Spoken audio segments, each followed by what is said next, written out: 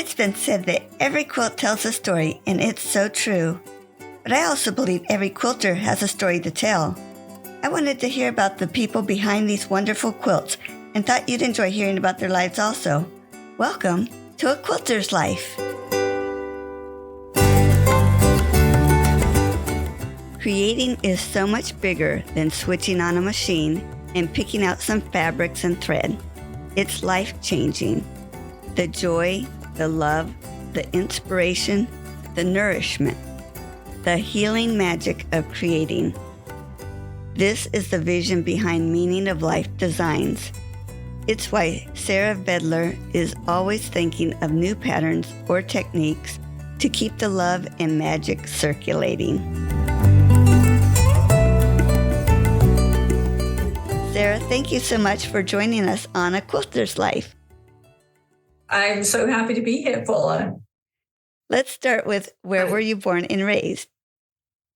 I was born in Hempstead, England, and lived in England till I was about 28, lived all over the place.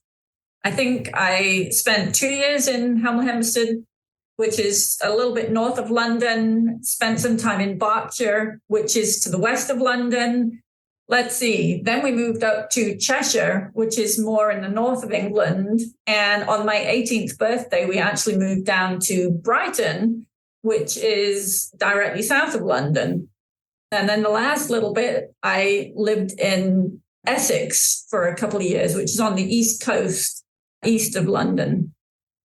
So you've been all over. Yes. Can you share a special childhood memory? I think a fun memory is when I was a small child, and it's not so much of a direct memory, but the family laughing about this as time went on. We all went on vacation to Spain one year, and I think I was probably around 4 or 5 years of age, and we drove over. So we would have gotten a ferry across the English Channel, drove through France and down through Spain. And when we came to the Spanish border, the passport control people wanted to know what my dad's name was. And so he said, English. And they're like, no, we want to know your name. And he's like, yes, Mr. English. And this went on for quite a while before he finally persuaded them that his name actually is Mr. John English. My maiden name is English. So that's just something that we laugh about every now and then. And we actually had a really fun holiday in Spain as well. You know, beautiful beaches, different foods. And my grandma came along with us as well. So 3 little kids, a grandma and 2 parents on a beach in the south of Spain having fun. Oh, that sounds wonderful. I just love those times when a word gets mixed up like that and it causes such a funny situation. I actually had another situation regarding my name. When I first came over to the United States, I was volunteering at a place in Massachusetts, and I was walking up the path one day and met someone who actually worked there coming down the path, and she was laughing to herself, you know, like having a really good chuckle. And I was like, what's so funny? And she said, I just found out what your last name is. And Sarah English from England in America just seems to be the funniest thing. So, you know, you have to just laugh with people when that happens. Sarah, could you tell me about employment you've had in the past? So I started out with a degree in computer studies and wound up going out of university straight into a PhD program. So I wound up with a PhD in theoretical computer science, and then got a job as a software engineer. And at this point, I'm still in England. And I think I worked there for about 2.5 years in the research division of a company that created safety and control systems and working on some of the new software for them. So one of my favorite examples is if you imagine an oil rig, maybe out in the North Sea in England, the control systems that we would work on would be the nuts and bolts of how to make that oil rig actually function and keep it safe.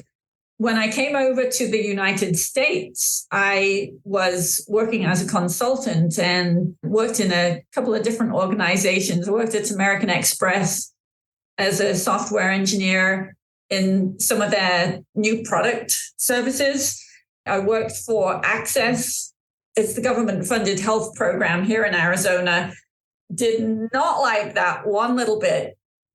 And then wound up working for another company also here in Arizona, doing all kinds of different fun projects, and wound up actually working back at American Express, delving into some of their ancient systems and kind of figuring out the business logic to help them bring them into the 21st century, as it were. This was right around the year 2000, and the whole Y2K situation when the dates went from a 2-digit date to a 4-digit date.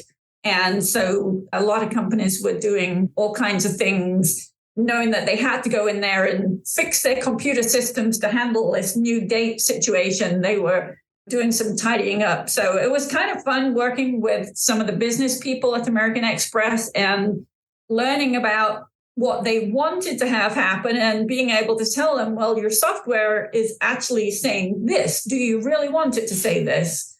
And sometimes the situations where I would be able to point out and say, you know what, you've got this thing happening over here and it's doing this one thing, but over here you've got what looks to me like the exact same thing, but it's trying to do something differently. What do you really want it to do? So that was actually a fun job to have.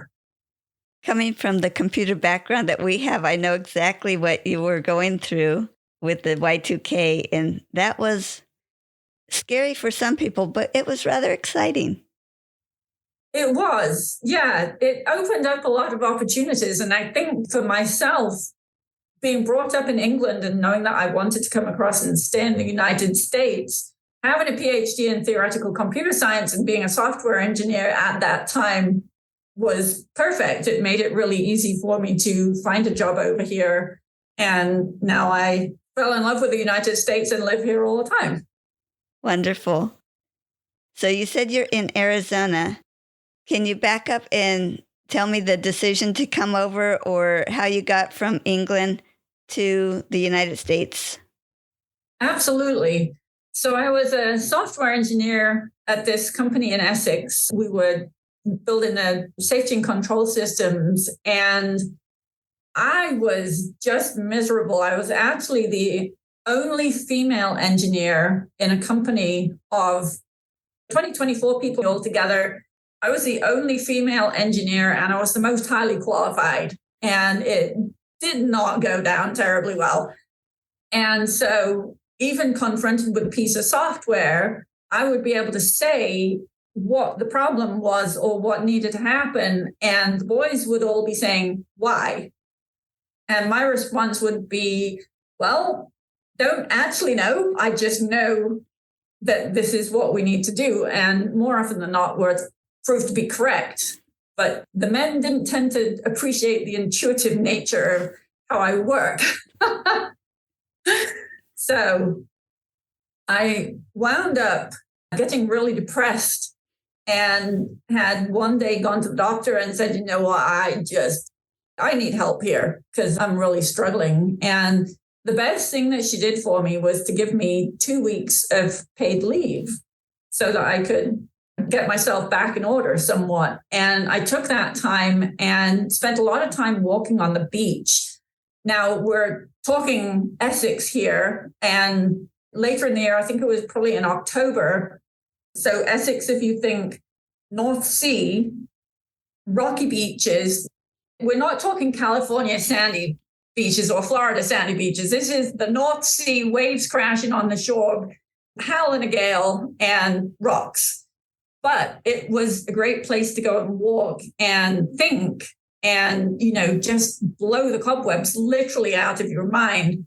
A few weeks previously, I'd been searching on the internet and discovered this place in Massachusetts called the Option Institute. And they had an 8-week-long program. And I'd looked at it and I thought, oh my goodness, I would love to go do that program. It was called Living the Dream. It was figuring out what you want out of life, personal development, growth, all of that kind of stuff. But 8 weeks long, absolutely couldn't afford to take the program, let alone fly across the Atlantic Ocean in order to get there. But I thought, you know what, I'm going to send off for their information anyway. So this was back in the days, mid-1990s, when the internet was just happening. So they had a website, but instead of giving you the information on the website, you could say, please send me your brochure. So their brochure arrived whilst I was on this 2-week leave of absence. And there was a piece of paper that fell out that said, come and volunteer with us. And I looked at that. I was like, that is what I want to do. That will get me out of this job that I really do not like and allow me to go do something different. So we wound up on a telephone interview back when a minute on the phone between the United States and England was $4 or $5 a minute, really expensive. But we had this most amazing conversation.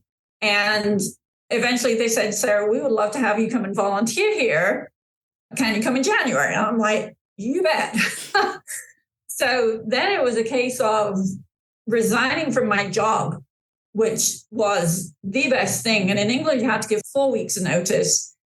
So I handed in my notice. I sold my car, sold all my furniture, this, that, and the other, gave up the lease on my flat or apartment, as we would call it here, bought myself a plane ticket to the United States, got $1,500 of traveler's checks in my pocket. And then on January 1st, 1996, I got on a plane, flew from London Heathrow to JFK in New York, got on a train, got myself from JFK to LaGuardia, the train station, sat on my suitcase waiting for a guy who I was supposed to meet to come and find me. He did find me. We got on a train and tootled up to Massachusetts. And I volunteered there for 6 months, actually managed to acquire enough money and volunteer hours to do that 8-week-long program in the summer, and just had the most fantastic time. So did you go back to England after that and then come back over here, or did you stay here?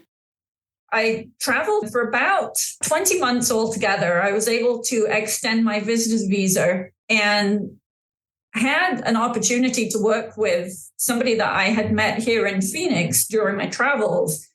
The company that he worked for, or actually he owned the company, and they were going to sponsor me for my green card.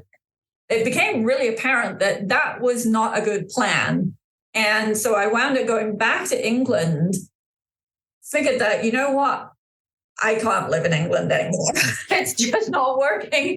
So I put my resume out onto the internet, 4 weeks to get a job offer.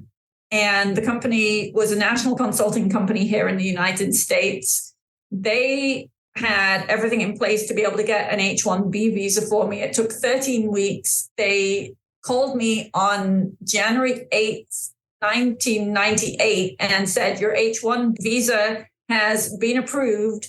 How soon can you get here? So January 10th, 1998, I got on a plane and flew to the United States with my H-1B visa. And I've been here ever since. That is so neat. Is there anything else about you or your family you want to share? Despite the fact that I'm English and I now live in the United States, my parents and my younger sister actually now live in Sweden, just outside of Stockholm, in the Stockholm archipelagos on one of the little tiny islands. And so if you hear me saying I'm going home for a visit, then I'm not going to England. I'm actually going out to Sweden. Oh, wow. Is it comparable to English countryside, or is it completely different? There's a lot of water. So the Stockholm archipelagos, literally lots of little teeny tiny islands in the Baltic Sea. Some of them, there's maybe an inch of water between one island and the next one. The island that my mom and dad and my sister live on is actually a genuine island that is totally surrounded by water. So you can walk down and cross the bridge from one island to the next island and just look out over these beautiful scenery, that's almost like lakes. It resembles lakes more than, say, the ocean, but it is the Baltic Sea, just gorgeous. Lots of forests. In some ways, it's kind of very similar to England. The foundation of the country is much more rocky than you might necessarily find in England. The weather is definitely different, much colder. It's a fair bit further north than England, but very beautiful. One of the things, it's not so much like the geography of the place, but the way of life. I always find that they're a lot more, I don't know that laid back is the right word. They have a big family orientation. So when my sister got pregnant with her first daughter, she actually was able to take a year and a half off work. And her husband, my brother-in-law, took 6 months off work. They were fully paid during this time.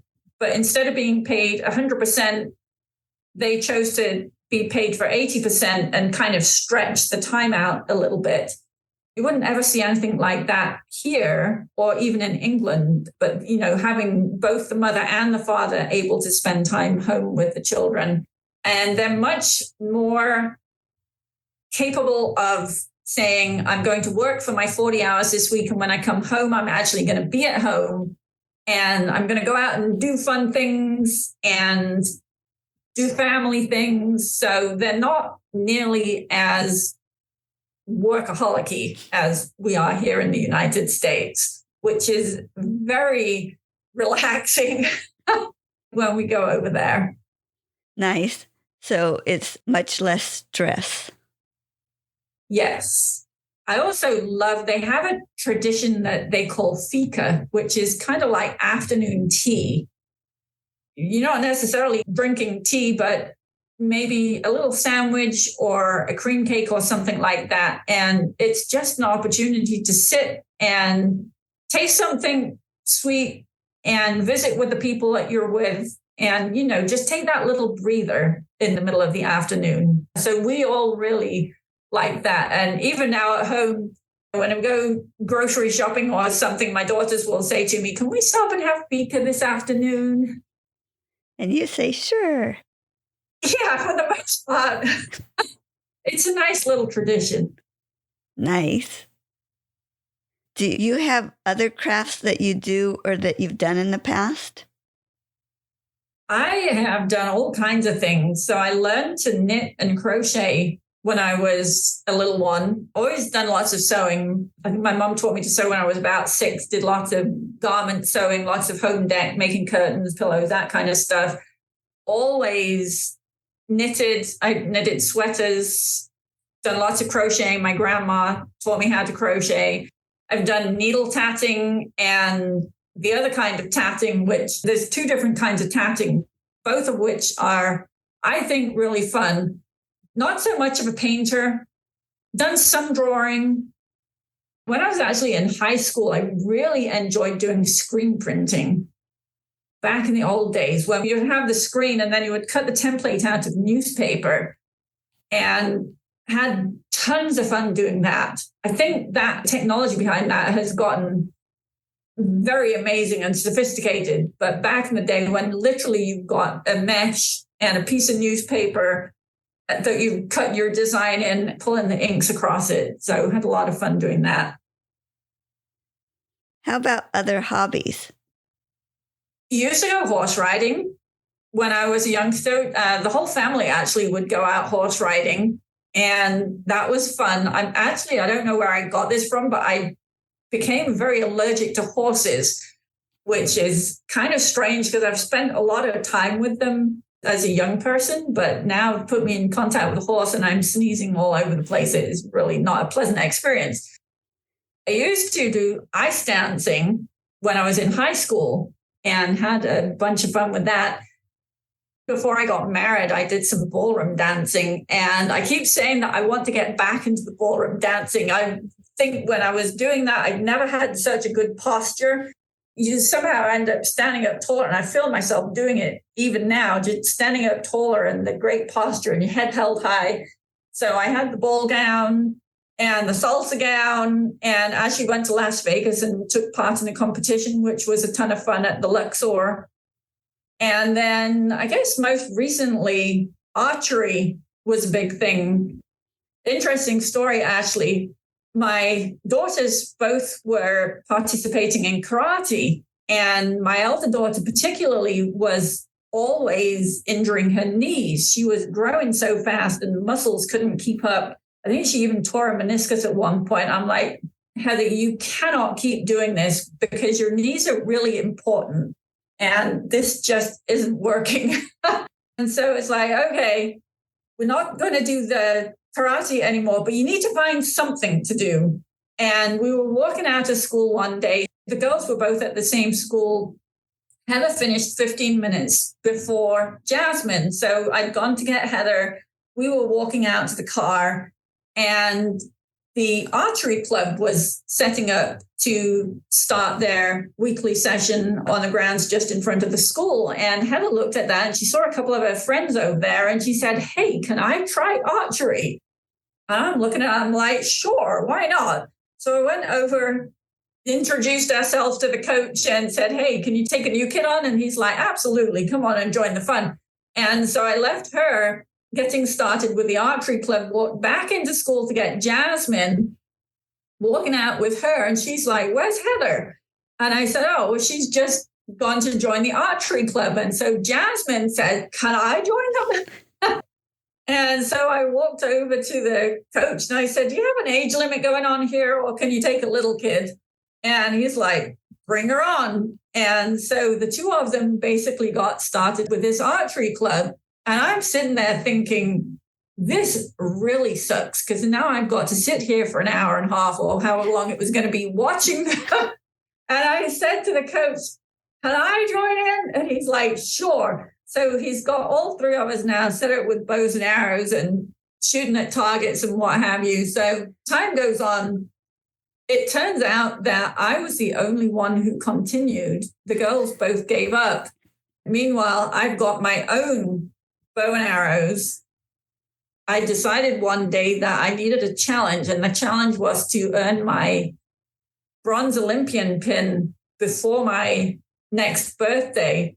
It took me a little bit longer than a year to earn my bronze Olympian pin, which I guess is kind of like a first degree black belt in karate. And I wound up participating in the 2017 archery championships in Arizona and won the Masters Division Recurve Women's Archery Championship in both indoor and outdoor. Wow, congratulations. Thank you. Not only does it take talent, that takes a lot of dedication. It took a lot of time, yeah. Towards the end, I was shooting 4 or 5 days a week.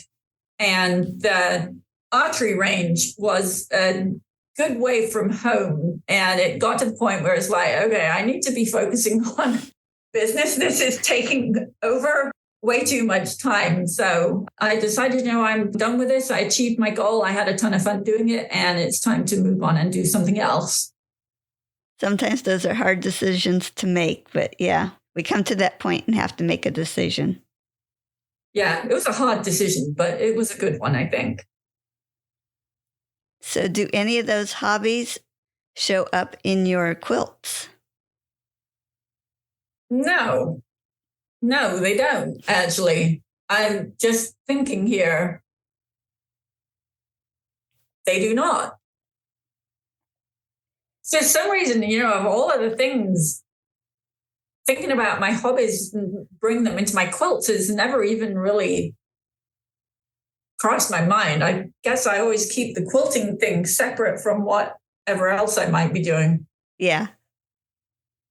Share with me how you were introduced to quilting, or who introduced you to quilting.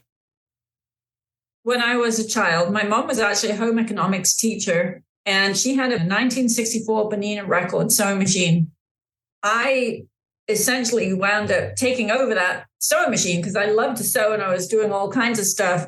For my 18th birthday, she decided she was done with me using her sewing machine. She wanted it back. And so she bought me my own sewing machine. So that opened up a whole new world. And it was still a fairly basic machine, straight stitch with, I think it probably had about 8 different decorative stitches on it. But it did everything I needed it to do. When I went to college, I didn't do a whole lot of sewing and didn't really do any sewing when I was first in my jobs and when I came across to the States. But when I got pregnant with Heather, my oldest daughter, actually, it wasn't so much when I was pregnant. When she was first born, I wound up borrowing my father-in-law's sewing machine, and I was making tiny baby clothes for her. And then one day, a couple of months before her first birthday, he showed up and wanted his sewing machine back again. And I said to Christopher, the girl's dad, my ex, I said, I need a sewing machine. I sew every day. Heather was a really good sleeper as a little girl, and she would sleep for 2 hours and I would sew, and then she'd be awake for 2 hours and I wouldn't sew, and then she'd sleep again. And I did a lot of sewing, and I was kind of in between state. I wasn't working due to the status of my green card. And so we were watching my 401k plan kind of doing a nosedive into the ground, and decided that whilst there was still some money in it, because we were actually living on student loans, Christopher was back in school at that time, and we were allowed to withdraw some money from the 401k without a penalty. So we decided that I could use that money to buy myself a sewing machine. So off I go. We're living in Albuquerque at the time, and I'm looking for sewing machines, and I wound up in Ann Silver's Benina Sewing Center in Albuquerque and discovered not just sewing machines, but embroidery machines.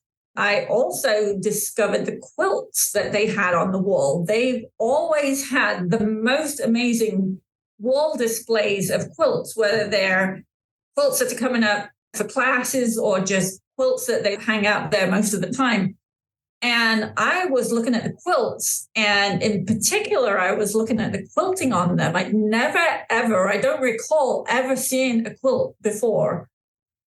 We always had duvets when we were children, you know. And so I don't actually remember ever seeing a quilt before, but I was looking at the quilting and the free motion quilting on these beautiful works of art. And I was thinking, I want to be able to do that. But that's going to take a really long time to learn if I can ever figure that out. And then I was looking at the embroidery machines, and we're talking embroidery machines that the biggest hoop size is, I think, a 6x8. Or 6x10 maybe was probably about the biggest hoop that you could come by at the time. But I'm looking at these machines, and I got the thought, if I could get some software that allowed me to program this embroidery machine, I could make the embroidery machine do all of that stitching and that quilting that I see. That was my first endeavor for getting into the quilting world. And I looked at these quilts and I just fell in love with the geometry and the symmetry and all of the beautiful things that you could do with piecing. I was in love at that point. And then a little bit of time went by, and I was introduced to Ricky Timms, actually, and his caveman quilting style. And I had a ton of fun playing with that. And I actually got to meet him at a workshop when he came to Albuquerque one time, and was able to show him some of the things that I'd been doing with his caveman technique. Also, at that time, found out about his applique. He does some of the most amazing applique, and I fell in love with that. And I think that's got to be the first time I actually saw an applique quilt or paid any attention to one. And I started thinking, wow, that for sure is something that I could program the embroidery machine to do. And so I had a ton of fun playing with the software. And when I showed Ann Silver, who owns Ann Silver's Benina Center in Albuquerque, some of the things that I was doing, she's going, wow, that's amazing. So it kind of all started there, discovering the quilts and discovering the embroidery machines and using my technical background to essentially be able to program the embroidery machine to do what I wanted it to do. So I had a lot of fun figuring that all out. Well, for starting out, it sounds like you jumped in with both feet and you swam. Yep. This sounds kind of crazy, but the very first quilt that I made was for Heather's first birthday. I wanted it to be just a little wall hanging that had her name. And so I digitized her name, Heather, in applique and stitched it out on this one center panel. And then I figured, okay, I could piece some blocks going around the outside edge. You might think I'm completely dumb or stupid or whatever, but I figured that I don't want this to be very big. I'll just make 4-inch blocks, not realizing that the smaller you go down when you want to piece a block, the harder it gets. So I actually pieced, we're talking about 1/2-inch wide log cabin strips. And when I got triangles involved, it's like, oh my gosh, what in the world am I doing here? This is really hard. I figured it out. And then I think it was like the night before her birthday, and I was up at midnight trying to finish this little quilt for her. And I am not a night owl. I am an early morning person. Once it gets past about 9 o'clock, I make mistakes. And ordinarily I would stop. But I actually wound up cutting a hole inadvertently in the center panel that had her name on it. And so it was like, oh gosh, darn it, I can't believe I've just done that. So that was my first attempt at making a quilt. And then the second quilt I ever made, I figured, okay, I'm going to find a competition to enter. So I found a competition and I made my Life as a Labyrinth quilt. It was a pieced labyrinth, 1-inch wide strips. And I think it's 66 inches square. So if you can imagine a labyrinth made out of 1-inch strips, I decided that I was going to quilt that in the hoop using my embroidery machine. This is before I knew anything about quilting. And so I digitized a whole bunch of circles. And I remember that there were 108 hoopings on this one quilt. And I know that there were probably closer to 200 hoopings of actually getting it where I wanted to be with a whole lot of unpicking in it. But that quilt won a place. It was in the top 50. Actually, the quilt got accepted into a gallery of 50 quilts, and it went off and traveled the world for 2 years. So decide you're going to do something and then just go at it and see what happens, because sometimes really good things happen. How fun. So do you have a list to keep with that quilt of where all it went? You know what? I don't know. I have a little glass kind of trophy that they sent me. It's maybe about 4 inches long and 1.5 inches wide with a little blue blown glass thing on it. And I have a really nicely laid out book of photographs of each of the quilts that got into the traveling show, but I don't actually know all of the places where it went. I know it went to a bunch of places across the United States, and it also wound up in Europe and did a fair bit of touring over there. I think it went to Australia as well. I'm not 100% sure about that one. How fun, though. That is really cool. And do you have a favorite quilt? They're kind of always my favorite when I'm working on them. And then more often than not, by the time I'm done, I'm so fed up of them. Not so much the making of the quilt, it's more the writing of the instructions that it's like, you know what, I am done with this. I don't want to see this ever again. Simply Dreaming is the quilt that I have on my bed. It's a queen size block of the month quilt that I designed. And that was the first as a queen size quilt that was quilted entirely in the hoop so that it could be as soft and snuggly as a regular quilt, that you've literally got the quilt top and a piece of batting and the backing. And I figured out how to make it in two sections so that you've got the center part. And I think the center is about 60 inches square, which is like, okay, we're getting to the bounds of too big to be quilted in the hoop. And then the rest of it is quilted as a big square with a giant hole in the middle of it. And the center part is actually pieced to the outer part. And then there's a sashing border that is stitched over the top. But that's the one that I have on my bed. So I would say, you know what, that's probably my favorite because I just love the colors and I love the quilting on it. It just makes me happy to look at it and sleep under it. I just love it when something shows up and you look at it and it's like, yes, you just enjoy it. Yeah, definitely. That is the case. And on the wall at the end of the bed, so the first thing I see when I wake up in the morning, I have my Petal Power Flower Garden quilt. And that's a fairly simple wall hanging. And it's one where we played with 3 dimensions. So there's 2 different sizes of the blocks on there, or 2 different sizes of the flowers. So we got the big flowers and they're actually on the quilt background. And then we decided for the little flowers, instead of putting them into blocks, we actually kept them separately and wrapped them around 1/2-inch dowel wooden frame. They glue onto the background with Velcro.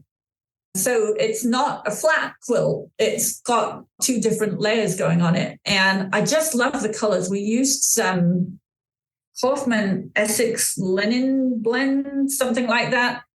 And I just love the way it looks. It just looks so beautiful with the quilting on it and the way that the light shines on it.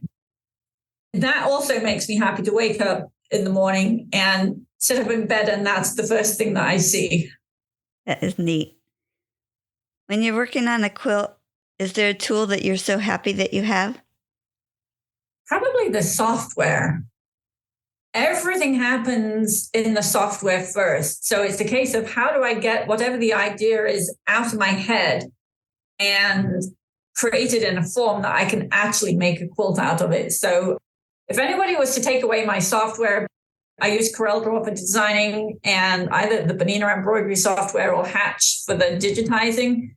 If somebody was to say you can't have those anymore, I would be very, very, very sad, because that's how I get the ideas out of my head. As far as actually making the quilts, I would be lost without my embroidery machine. I love my embroidery machines. Oh, machines, more than one. Yes, we have 5.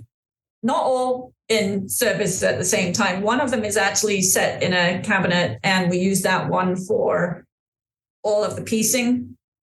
But we have 4 embroidery machines. We actually have kitchen cabinets. So we have the embroidery machines sitting on the kitchen cabinets.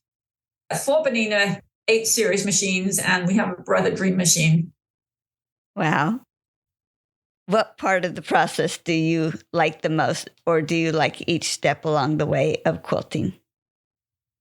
I like the designing best. To some extent, if I can design, it's not always necessary to actually make the quilt. Although sometimes just getting my hands on fabric and thread is so therapeutic. Sitting in front of the computer, you get the tight shoulders and the aching, and I'll get carried away and figure out, oh my goodness, I haven't actually stood up in the last 4 hours. And when I do stand up, I can barely move. I'm so stiff. But the designing part is absolutely my favorite part. So was that experience with that first quilt you made your worst quilt experience, or did you have another one? That is pretty high up on the worst experiences ladder. I do have another quilt that was a oblique moment. So I made a quilt for Bernina, the Sterling Life quilt. It's a Sterling Life on Berkeley Square. And that quilt has 19,000 and a few Swarovski hot fix crystals on it. It was made to a deadline, and I was getting perilously close to the deadline. And so I wound up finishing it slightly differently. So the way I finished the quilt is not the same way that if you bought the instructions and followed them that you would make them. But in the end, it worked. One of the things that was holding me up was getting it quilted. For the most part, all of the crystals were put onto the quilt top before that section of the quilt was quilted. Because I was in a time crunch, I wound up doing the embroidered applique, for the most part, fusing the crystals in place and then making the quilt sandwich and quilting it. And then we pieced all of the different sections together. Fortunately, the quilt had sashing, which made it easy to kind of hide the joints. There was one section of the quilt where, for whatever reason, the hot fix crystals were not put on before I quilted it. And I wound up having to put them on after, which is all very well, except I was using a polyester batting. And I put the iron on to fuse some of these crystals in place and actually wound up melting the batting. So there is this one section of that quilt where if you get up close and start looking at it, it's a fairly small patch, but it's still there, where you've got this melted polyester batting in there. And it was like, oh my God. I mean, that was soul destroying when that happened. That was really sit down and cry. Yeah, that was not a fun experience at all. Oh, no. Especially because that particular quilt heading off to Bonini University, and it was going to be in front of a lot of people looking at it very closely. And it's like, oh, gosh darn, I could kick myself, because I hate when I've got what I think of as very visible bad mistakes. Now, interestingly enough, I was having a conversation earlier on one of our Zoom calls with our customers, and the concept of perfectionism came up, and it's come up a lot so far this year. I've actually since given up on the whole perfectionist thing. It's like trying to make everything perfect is not my jam anymore. In some cases, it's soul destroying.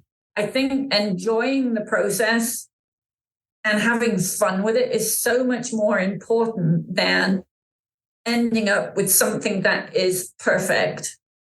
The struggle that goes along with if it's not perfect and you know it's not perfect, and the feelings of frustration and whatever else you might be thinking because it's not perfect. It's like you got to give somewhere.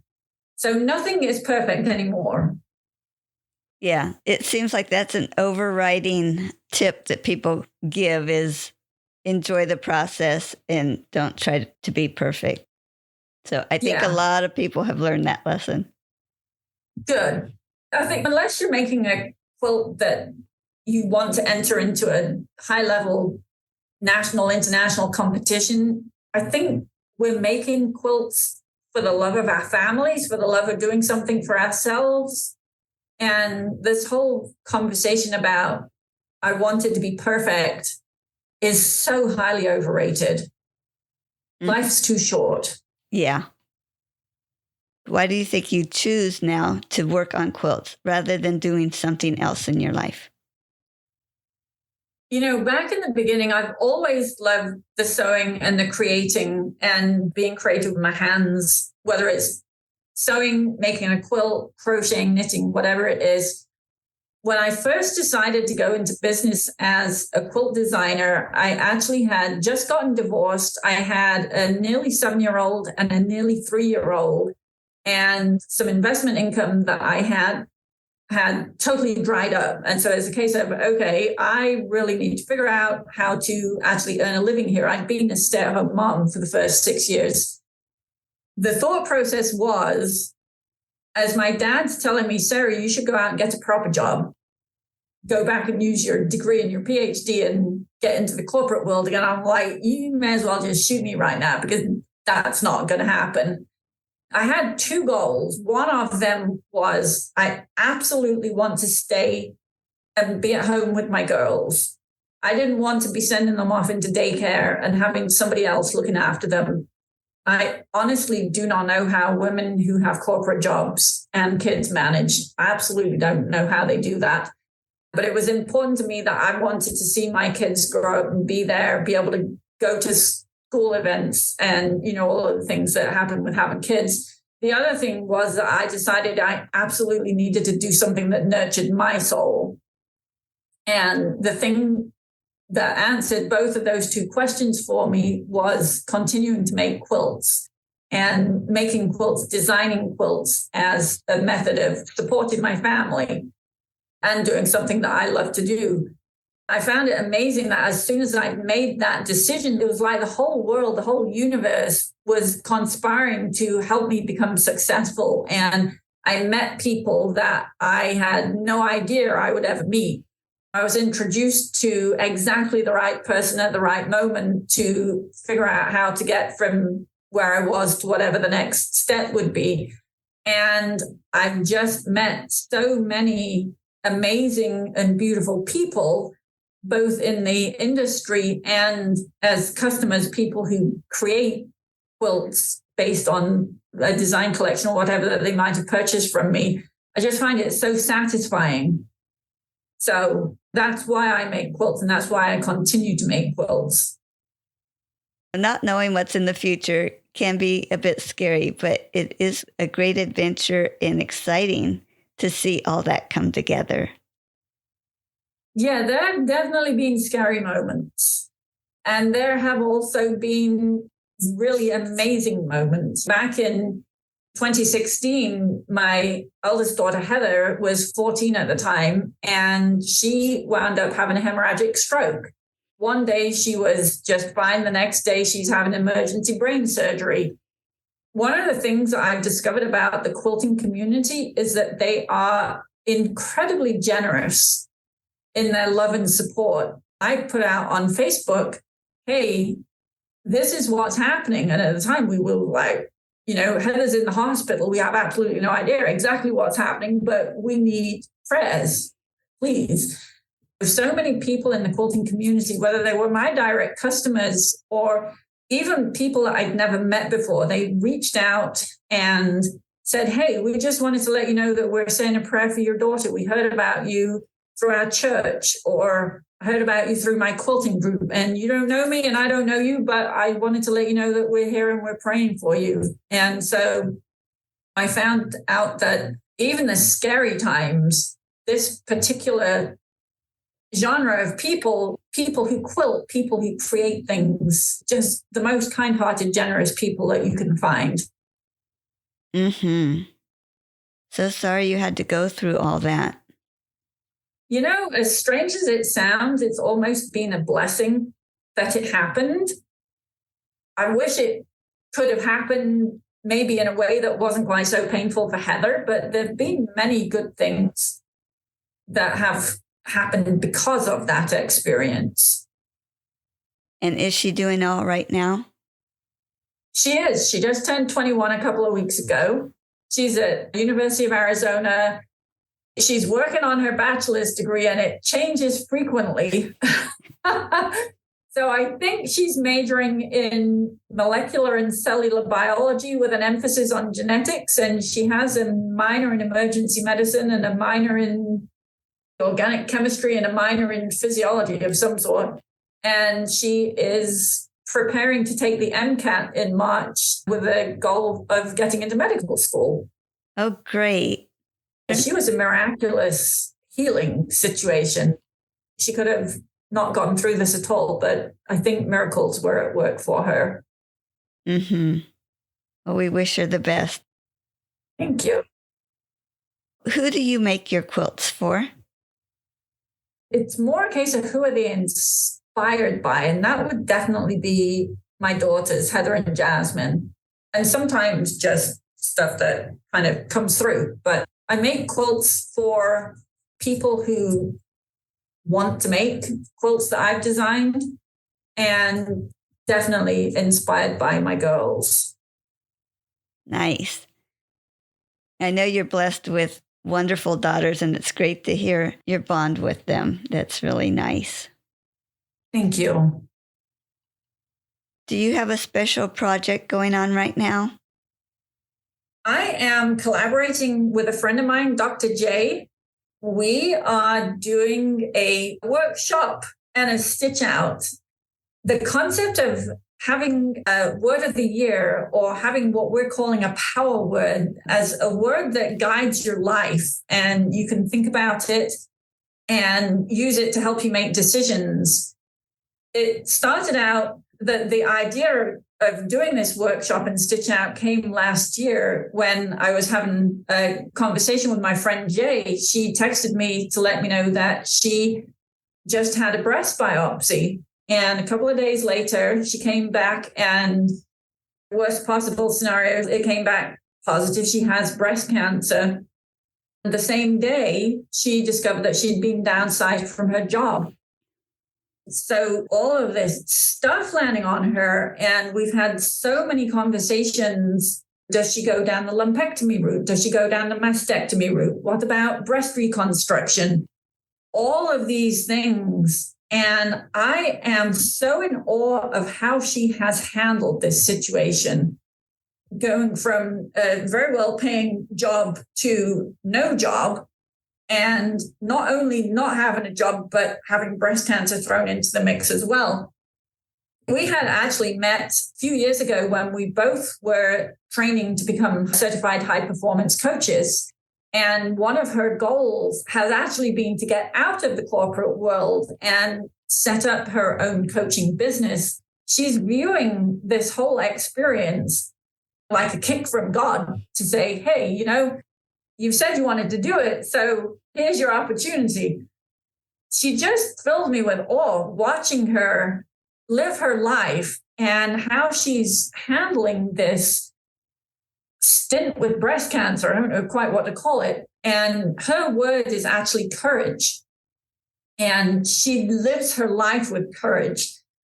And so I decided, on two different levels. One thing, I think this whole concept of having a power word is so important and really can guide us. And Jay is a walking example of how that can happen.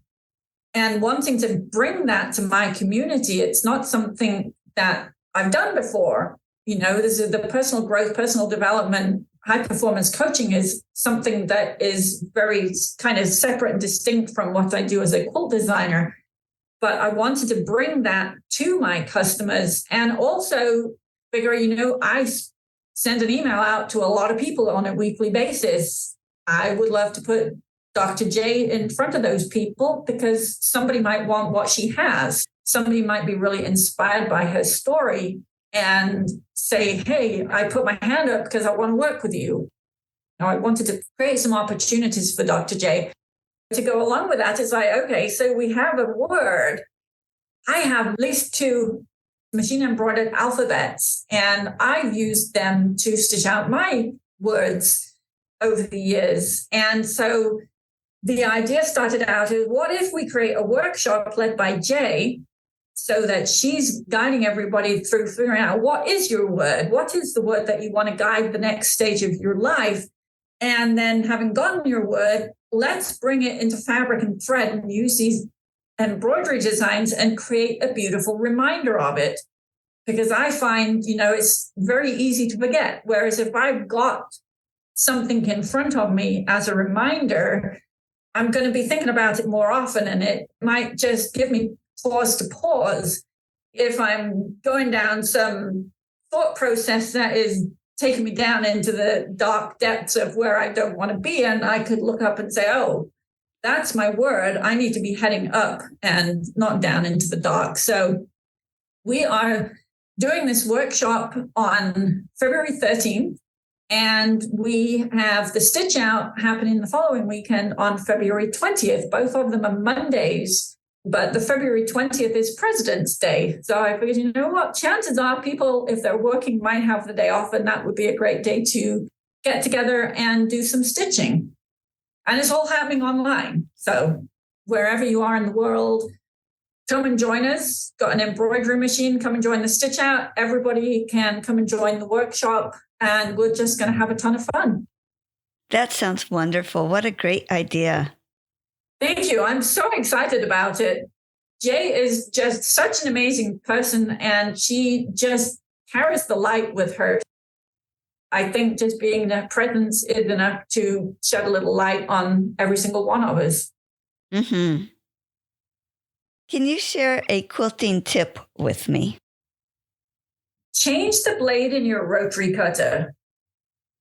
It's not necessarily an obvious thing when the blade needs changing. And I know for sure that there are times when I've gone way too long and the cut doesn't happen the first time, and you end up with threads that you got to go back over again. And then you end up slicing into the fabric where you don't want to because you're trying to tidy up these threads. Whereas if you change your rotary cutter blade a little bit more often, you can just get those nice clean cuts, and it doesn't require your entire body weight to make it happen. So change your rotary cutter blade more often than you usually do. That's a great one. Thank you. Can you describe how you had quilting as a hobby and it became your business? Especially when the girls were little, it was something that I found I needed to do as part of my sanity of being a mom. This was something that I could send dad off with the two kids and have my fun time in the sewing room stitching. And then having gotten divorced and needing to figure out how do I generate an income for myself and my family, becoming a quilt designer was the obvious choice. And going from this is something that I love to do to this is something that I love to do, and so I'm going to share it with the world was a fairly easy decision, actually. And tell us what the name of your business is and how did you come up with that name? So I started out as Sarah Vedeler Designs, and a friend of mine said, well, yes, Sarah Vedeler Designs, because that's what Sarah Vedeler does. We're currently Meaning of Life Designs. So back when Heather had her stroke in March of 2016, May of 2017, we've done all kinds of different things, spent tons of hours in doctor's surgeries, talked to neurosurgeons, this, that, and the other. I'm standing in the shower, minding my own business one day, and I heard a voice come through, and it said, Sarah, you need to create the Meaning of Life Center. And it's a place where teens and young adults and their moms come to heal from trauma, whether it's major medical trauma like Heather experienced, or whether it's just the trauma of living in the 21st century. And by the way, you need to rename Sarah Vedeler Designs to Meaning of Life Designs. And please write this down. And I'm like, okay, got it. Could you give me a little bit more on that? What the heck? And so anyway, I figured, okay, the Sarah Vedeler Designs to Meaning of Life Designs is reasonably simple and straightforward. I can do that. And mixed so many people saying, everybody knows who Sarah Vedeler is. Nobody's going to know who Meaning of Life Designs is. And I think more than a few people think I actually went out of business, but that's absolutely not the case. But Sarah Vedeler Designs did become Meaning of Life Designs in the summer of 2017. So we've been there for quite a while. And it was the right thing to do. And the Meaning of Life Center is a thought in progress. So that's kind of coming along as well. Well, so you have that goal out there. You know you need to do that, but it's still a work in progress. Yeah. This past summer, it actually kind of came through as, come on, Sarah, you really need to be doing something more with it now. And at the same time, being aware that it's a physical retreat center that I want to create. And I know it's not in Arizona.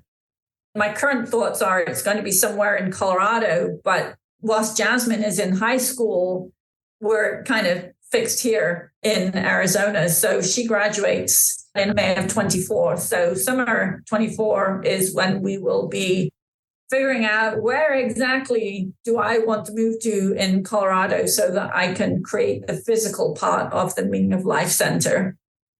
Oh, neat. That's going to be exciting to watch that unfold. Yeah, I think it will. You've talked a little bit about embroidery in our chatting, but On your website, I saw embroidery applique. Now, I know what embroidery is and I know what applique is, but what is embroidery applique? Embroidery applique is applique that is completed using an embroidery machine. Okay. So do you cut the piece first and then do the embroidery on it? Or do you do the embroidery and then snip material away? I do pre-cut shapes. It works so much better, in my opinion. If you were to stitch out one of my machine embroidery applique designs, you will have a piece of stabilizer in the hoop, and we'll give you a crosshair, and we'll show you exactly where to position your background fabric in the hoop. So there's going to be some kind of a crosshair that's been marked on your background fabric. So you're going to lay your background fabric on the stabilizer in the hoop using the positioning lines. Then it's going to give you a placement line that will show you exactly where to place the applique shape. And then you're going to put a pre-cut shape, fuse it in place, and then do all of the stitching on top of it. And I find that for the majority of my quilts, doing the tack and trim method, where you would put a piece of fabric and trim the excess away, is really not possible. And I know people listening can't see the quilt that's on the wall behind me, but this is my butterfly quilt. And if you were to look at the bottom feather, which is kind of mirrored on both sides, that is a design that's got, let me see if I can, 1, 2, 3, 4, 5, 6, 7, 8, probably 12 or so pieces on there. And there's no way that you could put the piece of fabric down and get in around all of the curves. You just couldn't do it. But if you've got a placement line and a pre-cut shape, and you put the pre-cut shape exactly where it needs to go, everything is so much easier. And it also gives the opportunity to use some different edge finishing. So you don't have to have a really wide satin stitch, which you would have to utilize if you had the tack and trim. Like I said, I looked at your website and your designs look amazing. So I know people are going to want to take a look at that. Thank you. Uh-huh. Do you remember when the first person bought one of your patterns and how exciting that was? You know, it wasn't so much the first person, it was the first order placed by a distributor. So when I first got started in business, I wound up at Quilt Market with a friend who was a quilt designer, and I was barely just starting out, but I knew that getting to Quilt Market was the place to go. Long story short, I was introduced to the purchasing manager for Brewer, which is the distributor that's owned by Benina. She apparently had been having a conversation, how do we get quilters using embroidery machines? And then I show up and I said, hey, I'm using my embroidery machine to do applique on quilts. And she looked at what I was doing and fell in love with it. And then said, okay, so how do I go about ordering these? And it kind of went from there. So it wasn't a single one-off purchase to a customer that was actually going to be stitching out. It was a order from the distributor so that they could get my designs out into Benina dealerships. Wow, that is amazing. Again, with you and the timing, it couldn't have been more perfect. That particular meeting, I think it was a 1 in a million chances of actually finding this one person sitting where she was, taking a break. I've been to Quilt Market many times since then, and it's kind of not the done thing to be sitting, taking a break. So the fact that I walk up just as she's sitting, taking that break and having that conversation, you know, it's God-guided events that happen, having made the decision, this is how I'm going to support my family and do something that nourishes me and is of service in the world. That is so great. And what was it like when you saw a quilt made that you knew you had designed, but somebody else made it?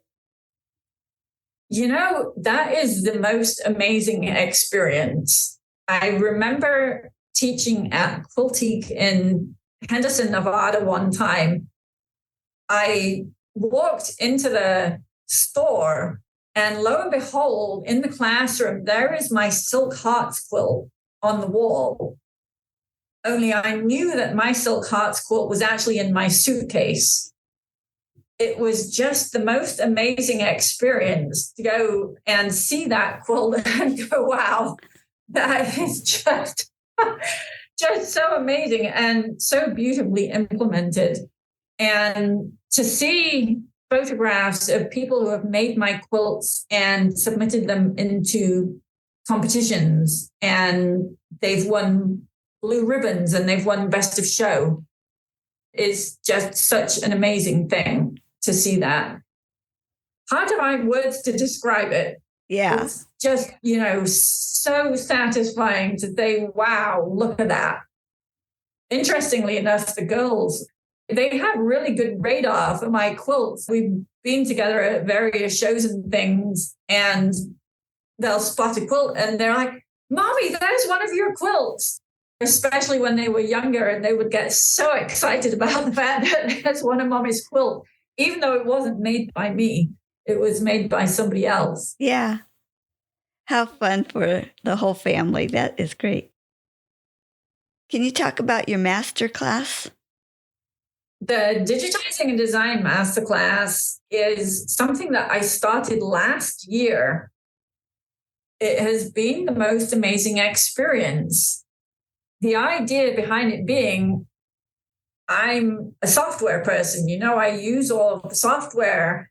And what if I could share some of my wisdom and tips and techniques and things with other people so that they can design their own quilts? And it's been a really fascinating and amazing journey to create this 10-session masterclass for people and have some amazing students showing up and seeing the aha moments as they've gone along. Starting out, most people have had a fairly rudimentary, at least, knowledge of how to use the embroidery software, giving the majority of people a brand new look at CorelDRAW, which they've never used before.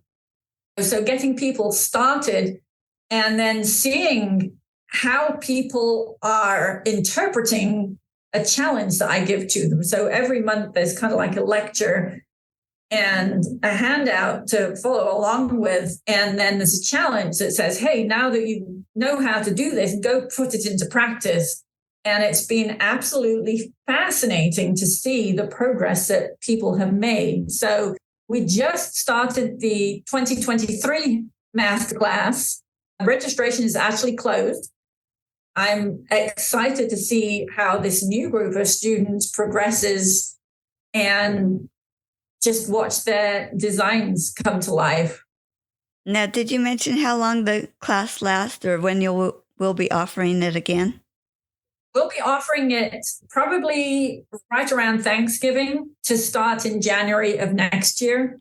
And the reason for Thanksgiving, even though we're not starting until January, is so that people can take advantage of the sales for purchasing the software. Great.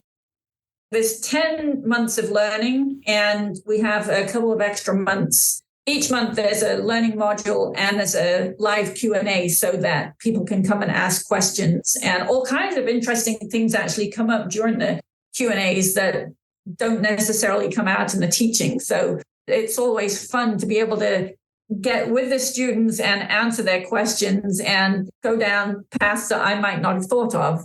So 10 months of teaching and 12 months of Q&A to last the whole year. That sounds like such a neat program to be part of. Yeah, it's been fun. I've enjoyed it immensely teaching it. Sarah, is there anything else you wanted to share about your business? One of the things that I have found over the years, especially when I used to travel and teach, is people would come to my classes and they'd say, I've had your design collections for years and I've been too afraid to try it. But now that I see how it's done, I wished I jumped in earlier. I just really want to tell people that, if you see one of the designs and it speaks to you, jump right in. A lot of our collections now include video tutorials. It's literally as if you could be looking over my shoulder and I show you exactly what we're doing. We always have a weekly live Zoom call. And so if you have a question, it's an opportunity to come and say, help, I'm stuck. And we get together and we'll figure it out. Very good. That's important information. Thanks. Thank you. And where can we find your business?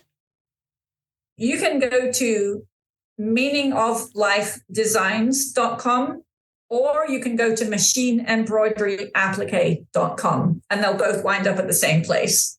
Great. And we'll have those links on your episode page so we can find you there too. Perfect. Thank you. Sarah, thanks so much for being a guest on A Quilter's Life. I loved hearing your story. Thank you. I've had so much fun chatting with you, Paula. Great. Thank you. Bye-bye. Bye-bye. You can find more stories on aquilterslife.com or subscribe on your favorite podcast player so each episode will be downloaded automatically. Also, I want to hear about you and your wonderful quilts. Please contact me, Paula Chamberlain, through the website to set up an interview. And as always, thanks for listening.